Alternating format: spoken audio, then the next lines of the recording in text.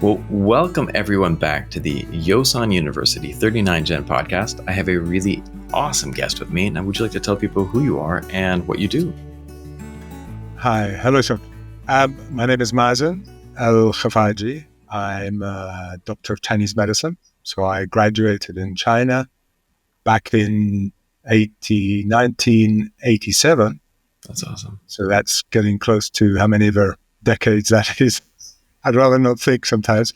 And quite early on, I kind of specialized in dermatology, Chinese medicine dermatology. And since then, I kind of evolved into treating allergic disease, which are not too far away from that, and autoimmune disease. So that's my really neck of the woods. I treat those inflammatory diseases. Even though I co-authored a book on acupuncture, the Manual of Acupuncture, really my interest for many years now has just been herbal medicine. So I don't practice acupuncture, I just do herbal medicine. I practice in the UK, but I teach all over the place. That's awesome. Well, there's so much to unpack right there. There's literally like a million things that I'd love to ask you, but let's start off with your education. What got you into Chinese medicine, and how did you say, hey, I want to study Chinese medicine, and then like, where do I go? I need to go to China to do this. Talk to me about that. Yeah, that was, I've told the story before. I was quite young, actually. I was 16 when I first came across Chinese medicine, and it was very remote. I saw this image of a Ming Dynasty gentleman standing there with acupuncture channel and acupuncture points, these beautiful images. And it really struck me, this was back in the 70s, it struck me as being very interesting, though I knew nothing about it. In fact, the word acupuncture didn't exist in those days, as far as I knew. My brother, who was studying conventional medicine, was with me, and I asked him, what's that? And he said, he dismissed it. A lot of rubbish, he said, as I remember. But actually, the poster was hanging up in a man's, in a professor. He was a professor at the medical school. His front hall, he was married to a woman from Hong Kong. And he said, oh, no, they call it acupuncture. It's a form of treatment that they use in China. Anyway, that kind of roused my interest, and I forgot all about it. And another couple of years passed by, and then I happened to come across another example of acupuncture, and that was it. I always think it's like an allergy. With an allergy, you have to come across something initially and nothing happens. Yeah. And then the next time you come across it, there's a reaction. And I was really bitten by that bug straight away. I looked up the Encyclopedia Britannica, which is where we used to get our information. So I went to the library and I looked up acupuncture. There was a couple of paragraphs on it. And really, I then went out and looked for any books I could. There was only one or two books. But I was convinced that not only was I going to study this, but I was going to go to China and study it. It was quite extraordinary, really. And then I spent 3 years doing a course in the UK. It was a full-time course where, looking back now, I'm not very impressed with what we learned, although we learned, acupuncture points and basics. But during that whole time, actually before I even started studying acupuncture, I started studying Chinese language. So I was that excited and interested. And really, as the years rolled on, that's exactly what I did. When I finished my acupuncture studies, I went off to China. I studied another couple of years of intensively in Taiwan's Chinese language, both classical and modern Chinese. And then I got a scholarship to study Chinese medicine in the Shanghai College of Chinese Medicine, as it was called then. Subsequently became a University of Chinese Medicine. And I was allowed to really not to study just the Chinese medicine component of the course. So I didn't have to study the anatomy and physiology in modern medicine or any of that stuff, just the traditional Chinese medicine, and there was called Yigu Wen, which is the classical Chinese. And that's it. That's what I did. And eventually I graduated in 87 and made my way back to the UK where I set up practice. That's how it started. That's awesome. Being there and studying in China, what types of things that stand out to you about the way that the medicine was taught that really impressed you? Well, I was the only foreigner in class, so that was quite daunting. And my Chinese, I had to constantly study Chinese language at the same time because there were all these terms, these medical terms that were new to me. So it was quite intense. And, in those days, it was similar to what I guess North Korea is now. Mm-hmm. You were quite, as a foreigner, you were treated with suspicion. I was ostracized. I mean, my fellow students, I think, were very interested in me, but they weren't encouraged to fraternize with me. So I was kind of on my own. So that was quite tough. It was a lot of study, and I almost didn't make it. At some stages, I felt I can't cope with this anymore. But I did finally do it. I think looking back, I mean, people have asked me, do you think you need to go to China to study Chinese medicine or study Chinese language? I think nowadays that's not necessary anymore. But in those days, there was just nowhere to study herbal medicine, which is what I was particularly interested in. So, I don't know, the teaching was pretty conventional, a lot of memorization in a Chinese style. You just learn that by rote and regurgitate it in exams. But it was tough for me because everything was in Chinese, obviously, and so I struggled with that. But I made it through. And I'm glad now because really I have access to Chinese literature, Chinese works, and there are a lot of them. So that's been very useful over the years. Nowadays, with so much translation and so much available, I think increasingly you don't really need to study Chinese to get a good education in Chinese medicine. Two things that you brought up there that I thought were interesting as well. That we were before this call talking about the changes in availability of information. And when you referenced Encyclopedia Britannica, I remember like having to go and I wanted to figure out what something was and pulling out the encyclopedia and looking up, oh, there it is. And now, with the change of access to information, the internet changed that. And now even further, we're dealing with even more changes in information. There's so many more tools at people's disposal to really dive into this and to find and have access to this medicine. So in ways it's good, but at the same time, what do you think students now should really focus on as there's information everywhere? What do you think people should really be paying more attention to as they come up through learning this information? Yeah, I mean, Chinese medicine, any medicine, is very practical and down to earth, or it should be. It really should be the case that by applying the approaches that have kind of developed over the centuries, that we should be able to make change in the patients that we see. And those changes should be very clear. So everything should be focused on that. I mean, as an undergraduate, as you're learning, then, the philosophical aspects of Chinese medicine are very exciting. And many people really got into Chinese medicine because of that. Certainly that was my excitement, interest in Taoism and the I Ching, the usual stuff that is so stimulating. But in the end, Chinese medicine is very down to earth and practical. And you need to be able to see the effects that you can create through your treatment. And actually, that sort of, for me, that's really particular because I see so much skin disease. Now, with skin disease, there's nowhere to hide.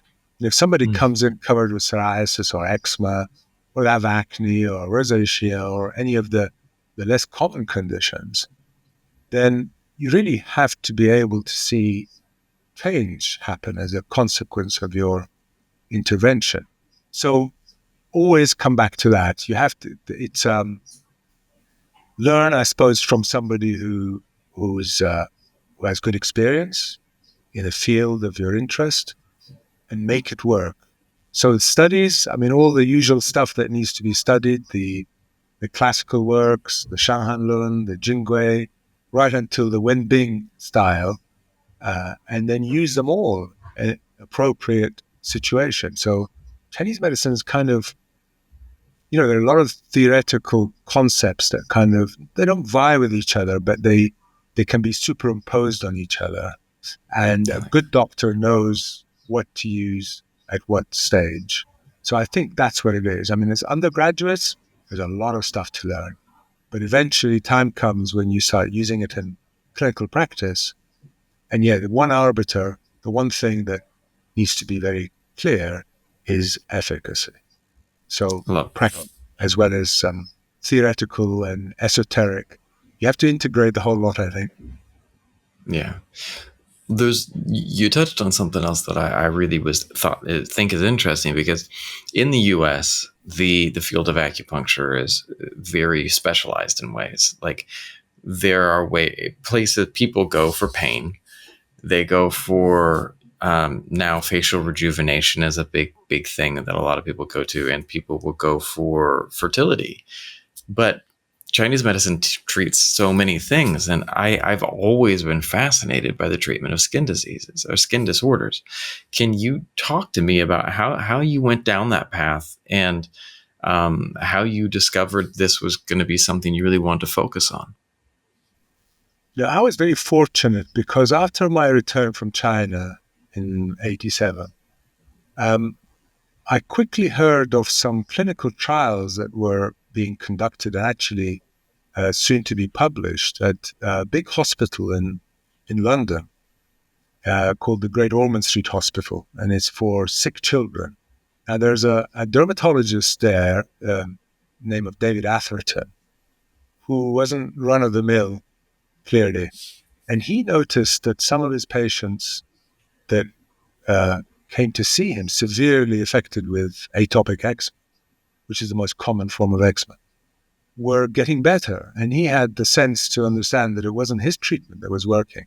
But these were really severely affected children. And this hospital was known as a tertiary referral hospital. So they got all the really severe cases from all over the country, all over the UK. And the way he tells the story, one day a little boy spilled the beans. He said, when he asked him, have you been applying my creams, obviously a steroid cream? And the boy said, oh, no, we don't do that. We're, even though I'd rather do that, but the treatment I'm receiving is the Chinese medicine. So it doesn't taste very nice, but it's working, clearly. So instead of dismissing that, he went and spoke to the doctor who was prescribing these formulae. And he asked her, how do you treat these patients? What's your formula? What is it that's so effective? She explained to him that actually there isn't one treatment. You had to make an assessment, as we do, the phenotype. Is it a damp heat type? Is it a hot blood type? Is there toxic fire? Is there toxic heat? What's happening? And he couldn't understand any of this. So he decided, actually, she said, well, you have to tell me what the presentation to the patient is before I could tell you what the formula is. And obviously that wouldn't work. So he chose the most difficult form of atopic eczema that they saw in practice, which was just erythrodermic eczema, really widespread. So these children are covered, 80, 90% of the bodies are covered with eczema, are really challenging for dermatologists because their only treatment, certainly in those days, was systemic steroids, so prednisone. And there's a whole lot of problems with prescribing that kind of treatment for those patients because it'll stunt the growth. And in the end, it's only a temporary solution with a lot of side effects.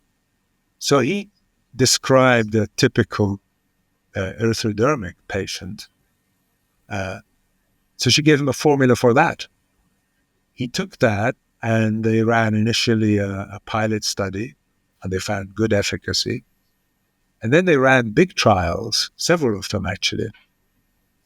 And there was, 80% of those patients were getting better. It was quite extraordinary, and it knocked them sideways. They couldn't believe that Chinese medicine was so sophisticated, because they tried the same formula on other subforms, other phenotypes of eczema, and it wouldn't work. But for that time, it was effective, very effective. And as the time went on, they became better at judging which patients would suit the static formula that they had. And because they realized if the patient presented with a slightly different subtype, it was much less effective or not at all effective. So anyway, I wrote to them and said, well, because they published in the Lancet, which is a medical journal, and the British Journal of Dermatology, to great fanfare, actually. And the media took this up and publicized it. So a lot of people got to know that Chinese medicine was effective for eczema, at least. Anyway, I wrote to David Atherton and said, well, that's really interesting what you do, but do you know that in Chinese medicine, once you are able to subdue that inflammatory state, you shouldn't continue to give the same formula, because this is what they did. After they achieved results, the only thing they could do was to reduce the dosage of the formula and continue to give the same formula over and over again for a year or two. In fact, they published a subsequent study to say what had happened to those patients after being on a reduced dose of the medicine for the next year. And in fact, they got good results. But I wrote to them saying, to him and the other dermatologists involved, saying, well, actually, Chinese medicine, you need to adjust the formula to suit the changed circumstance. So really, in essence, they were prescribing medicine that was acrid and cold and draining to remove this acute inflammatory state, toxic fire at the blood level.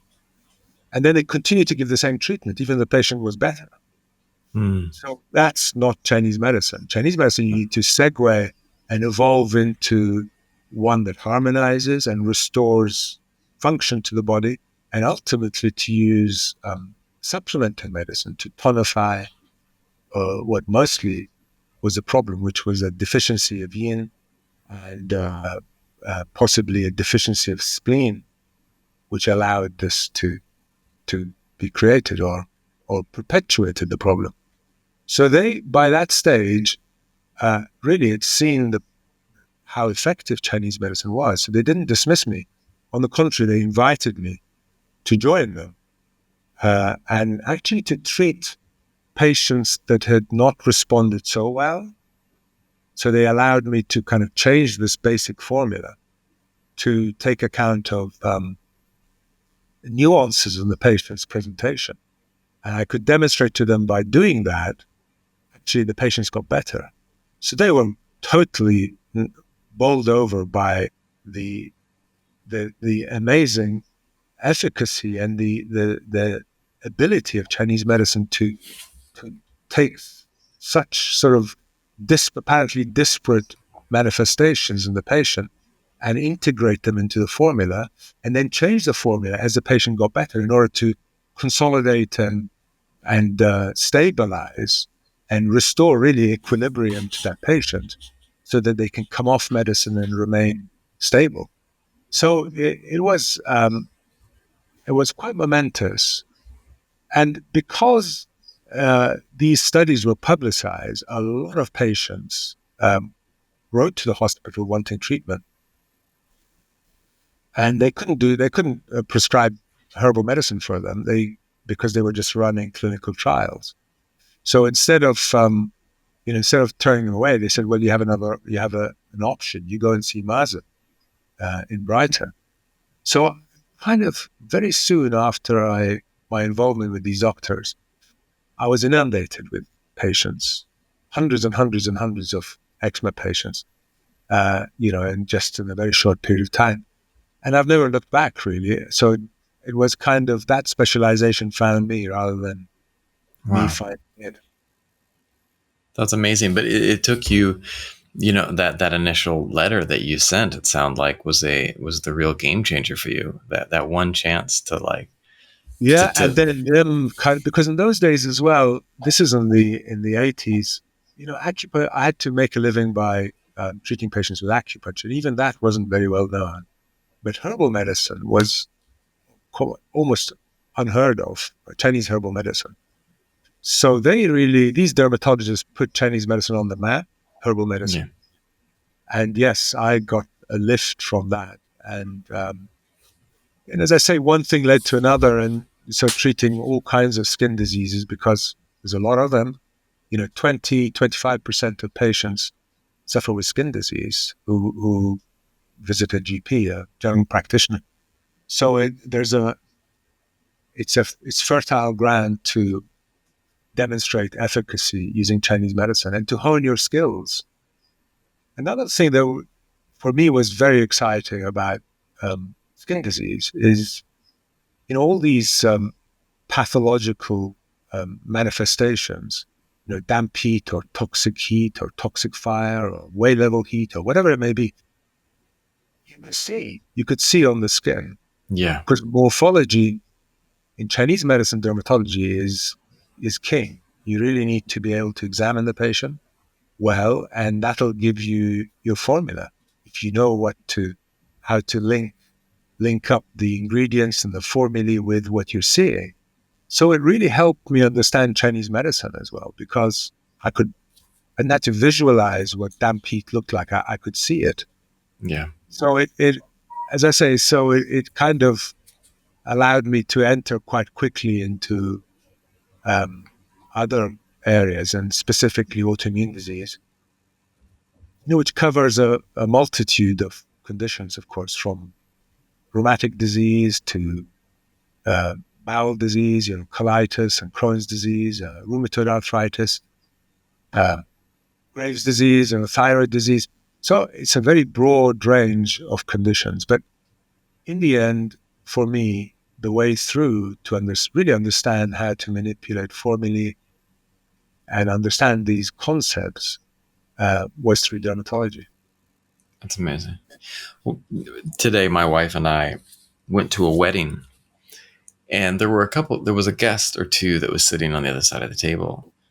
And I was looking at the guest, and there was just something in the skin that I could see. And I was just like, I saw something, and I asked my wife, I was like, does this family member have something going on with their health? She's like, yeah, they've been dealing with some challenges lately. And it was something that one of the things that was interesting is you could see it reflected in the skin. The skin showed a story. It tells a story, it Oh, is. oh yes, yes, yes.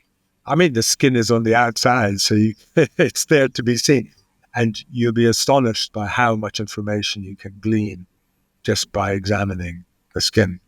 I mean, tongue diagnosis, of course, is a big deal in Chinese medicine. Mhm. Next to the skin, it pales. It pales, certainly for skin disease. Then you want to look at the skin as a primary way in to understand how to proceed. The tongue takes is second fiddle in that regard. It's amazing. Yeah. You had said also that herbal medicine became more of your focus. What was it that pulled you in the direction of herbal medicine? When was that? Yeah, I studied acupuncture in England, as I said. And then when I went to China, then I enrolled in the in China, in those days, I don't know whether it's different now, but when you to enroll in medical school, the Chinese medical school, then you had to choose between one of four options: either herbal medicine, or acupuncture, or tuina, massage, or herbal medicine as a pharmacist. So those are the Int- four areas. Now, in each of those, you had to study a bit of the other. So if you studied herbal medicine as primary, then you had to do a bit of acupuncture. You studied acupuncture, you had to do a bit of herbal medicine. But really, my interest was herbal medicine. And for me, it was so much bigger and so much more nuanced than acupuncture. So that was my excitement and interest. Um, so that's how it was really. I had no doubt about that, even though acupuncture I found very interesting. And funnily enough, you know, as with acupuncture, you have to touch the patient and Mhm. feel. I felt I had quite a good sense of that, you know, to find a point and to put a needle in and feel what you feel. It kind of came naturally. And obviously you need to hone that skill, but it was very immediate. Herbal medicine is quite different, of course. You have to study and study and study. You have to learn so much information before you can reach a level where you can rely more on that kind of sense of, dare I say, intuition. But Mm. that background has to come first. Acupuncture, you know, it's closer to being kind of, you still have to learn a whole lot, of course, to apply it. But I kind of felt with studying herbal medicine, I went away from a feeling of how I should proceed. You just study and study and study and learn everything I could about combinations, particularly, or how individual ingredients work, how formulae should be adjusted, this type of stuff. And then how to marry it to what you're seeing in front of you. That's what Chinese medicine is about. You have to mirror what it is that you see with the formula, you know, which is quite kind of abstract and removed from reality in some way. How is it that you should combine these ingredients to treat something that's a biological system, an ecosystem of a person, and then create that change and see that change? I mean, that's much more intellectual for a very long time until you've done it so many times that it becomes more second nature. So it takes much longer to reach that level, I would say. But for me, it kind of suits my personality, I think, ultimately. I like to have my feet on the ground, and then I like to kind of allow the dream part to manifest, but only once I'm really sure and I'm well tethered, as it were, to what's already been discovered, which is astonishing. Chinese medicine, they say, is a treasure house. It really is a treasure house, and you can spend many lifetimes kind of reaching in and finding these treasures. And what's so exciting, I think, generally about Chinese medicine is that you make it your own by kind of creating your own understanding of that and developing, yeah, what is your unique style. I mean, that's something very special in a vocation or in a job of work. You know, to be able to do that and make it personal. It's never dull. In fact, it becomes more and more exciting, more and more stimulating as the years go on. The I love the way you describe that. And one of the things that I loved when I was studying, or when I still study and look at herbs or herbology, is that there very much is this. My daughter loves to paint. She's a good little artist as well, and So there are more pictures behind, are they? Some of them are. yeah, Okay. she has some fun. This is her version of Girl with the Pearl Earring. She painted her own. She's 8, so Yeah. All right. she's inspired little kid. But she drew the girl with the boba tea as well. Um, and one of the funny things is that when I see her painting, um, she always loves her palette. And her teacher has said that one of the things my daughter excels at is the mixing of paints. She says that she's able to create such rich tones with her mixtures. And one of the things that always fascinated me was that the beauty of Chinese medicine, of herbal medicine, and the ability to mix and match and create this every single time. And I think that's like what you had said. This is something that's very difficult at times for our Western minds to process. I mean, all these people have eczema, and there are these different diagnoses for that. Like there's multiple different diagnoses, and on top of that, there's 12, 15, 20, 30 different combinations, maybe thousands, millions of combinations that you could make with these different herbs. And it's certainly, there's the big hitters, and there's the things that you might go to regularly, but there's this infinite variations. And every time I think about it and I see a master writing a formula, someone who's really an artist with this, it just reminds me of a painter, creating that next paint like color on the palette. Right? Well, I need to do this, and got it. It's just like, Yeah, I think you put your finger on it. This is a very good analogy or metaphor. And there are many like that. I mean, the whole is more than the sum of its parts, you're saying, really. Yeah. You have a blue color and a green color or a white color, and you can create so much variety out of that. Well, the same with herbal medicine. Absolutely. And, this they call 对药 in Chinese. It's the combination. It's everything. It's how things are combined to create something quite different. They've done studies in China where they compare, they'll take a kind of a mass spectrometry image of a herb, let's say baishao, and get this profile, this fingerprint. And then they combine that with ganzhao, and the peaks and troughs of the two different ingredients end up totally changing. So peaks that, the troughs that, or something didn't exist, when you combine, suddenly become magnified and become the primary factor. And then if you take baishao and you mix it with chaifu, then you get totally different profile.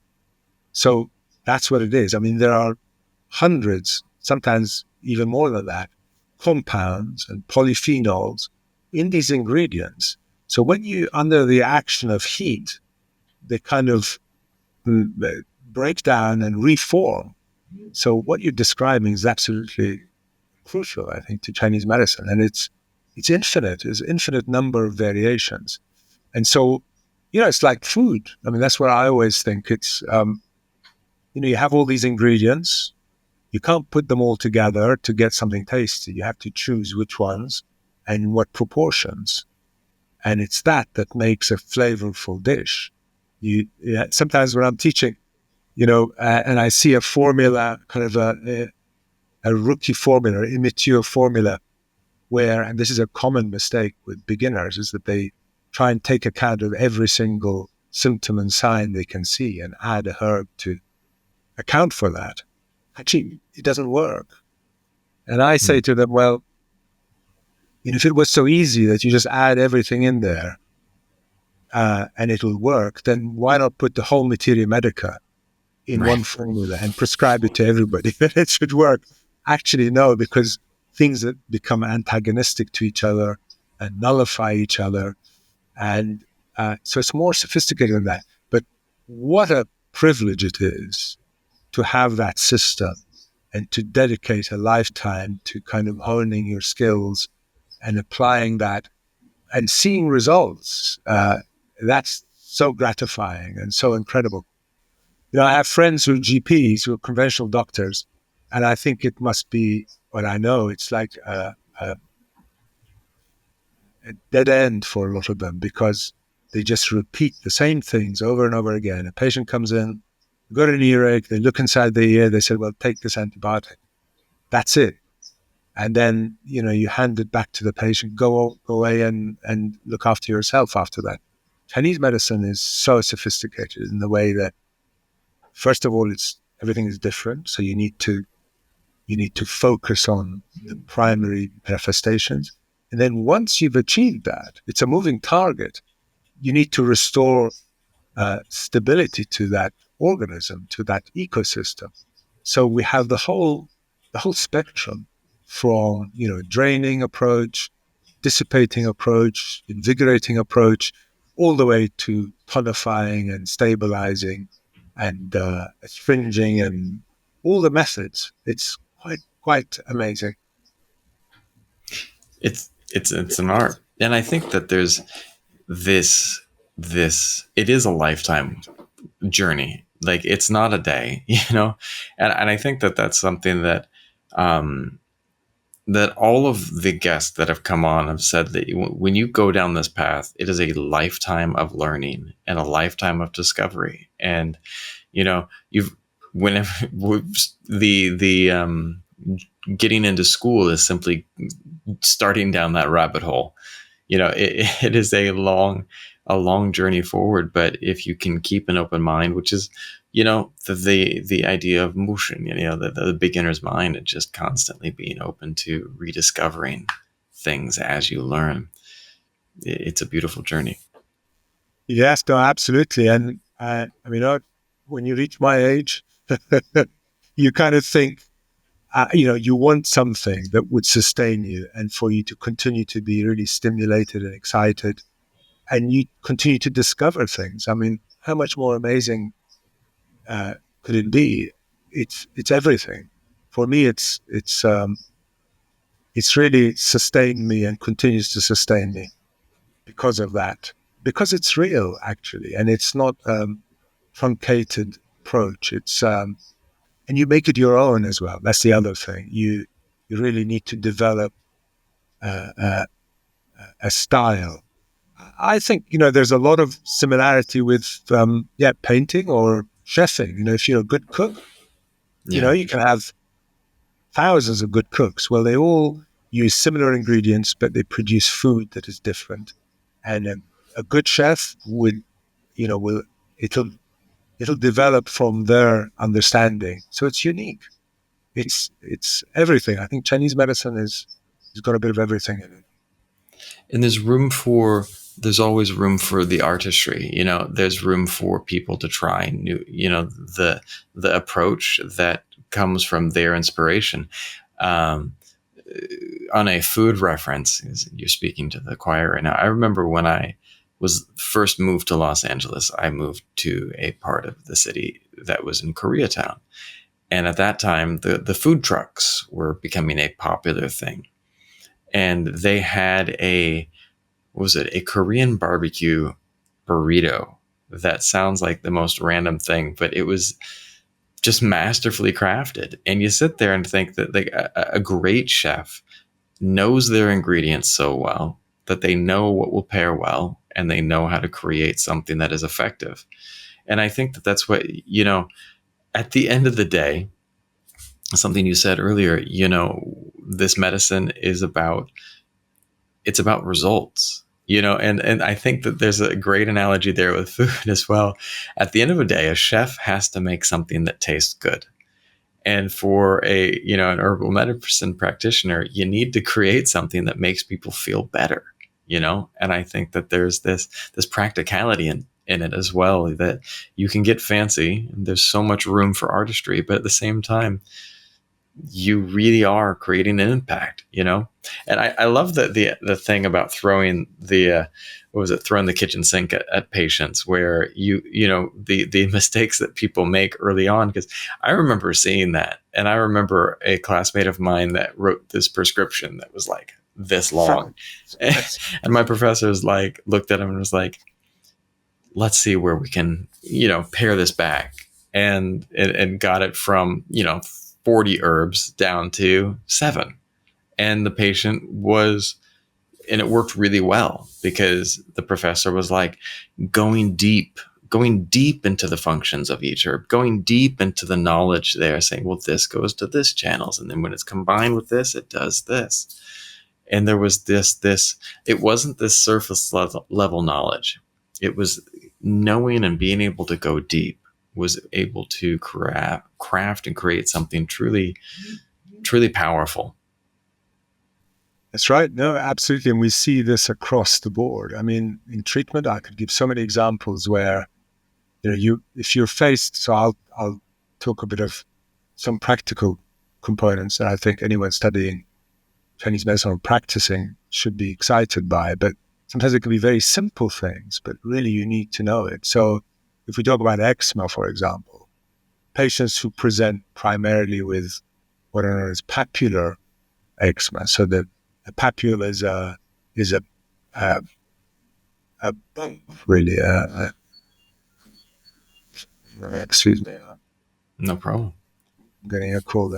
Uh, Papule is a protrusion above the level of the skin. If you get that, as opposed to a macule, which is a flat erythema, flat redness, then the treatment approach should be very different.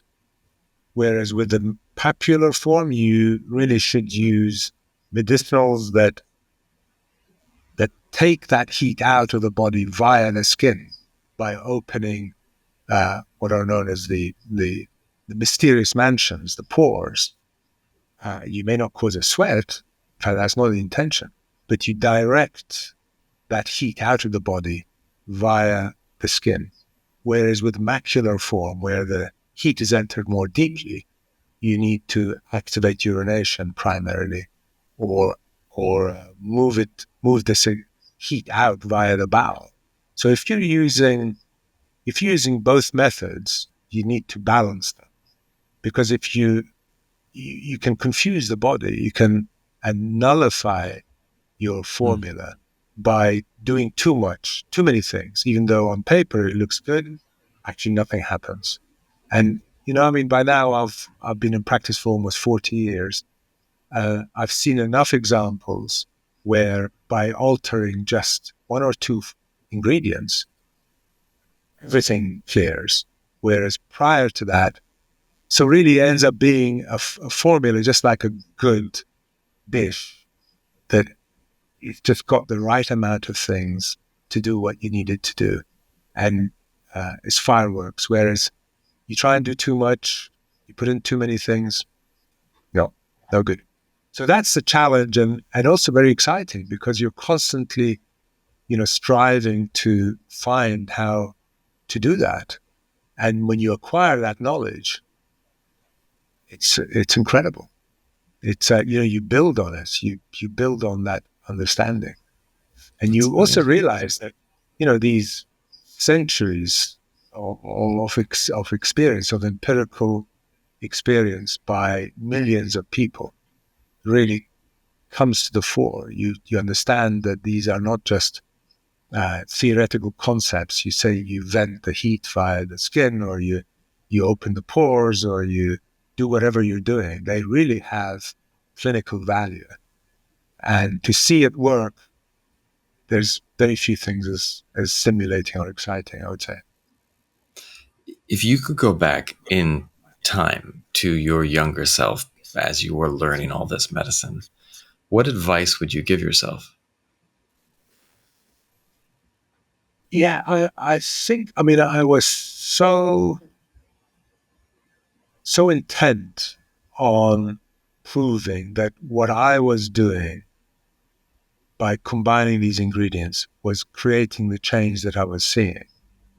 So even when I saw that happen, I doubted it was my intervention. I thought, well, maybe they would have got better anyway, because you're in such a fog, really.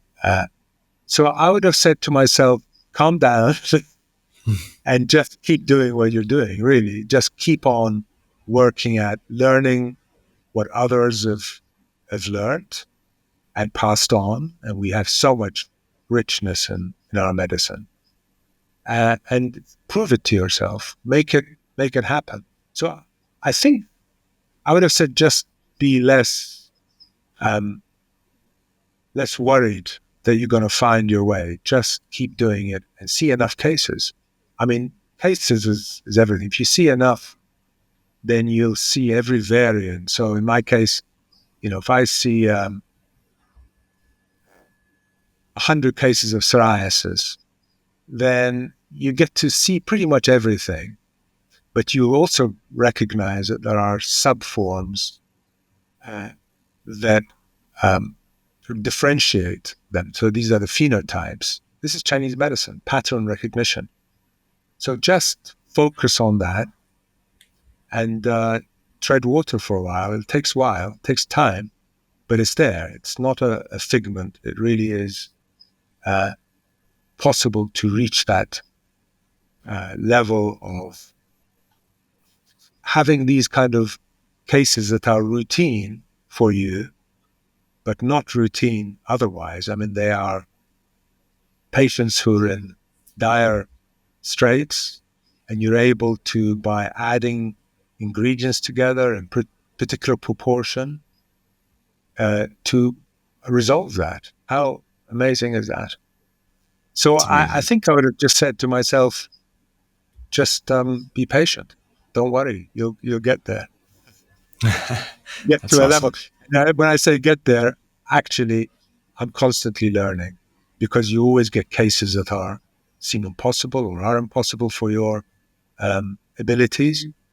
So you're challenged again to find a path through that.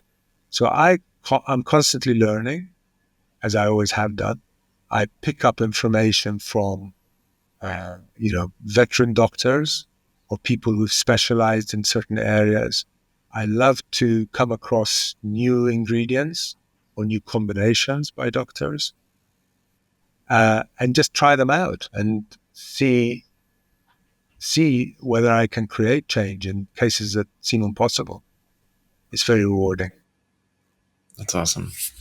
It's very much a you know, when you have a challenge in front of you that you don't know how to accomplish, just trying something and seeing, if it works, and then going back and adjusting.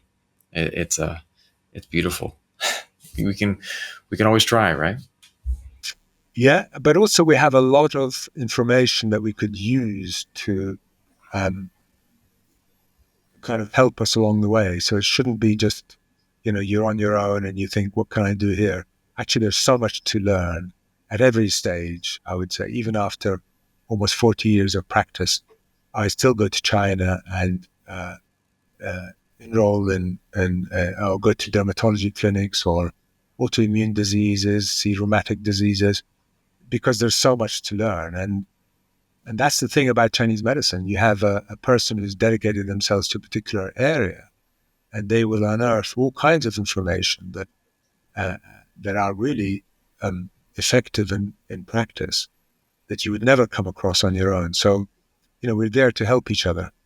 That's awesome. So, yeah, keep studying and keep learning and keep it real, really. I love Because in that. the end, results, you have to get results.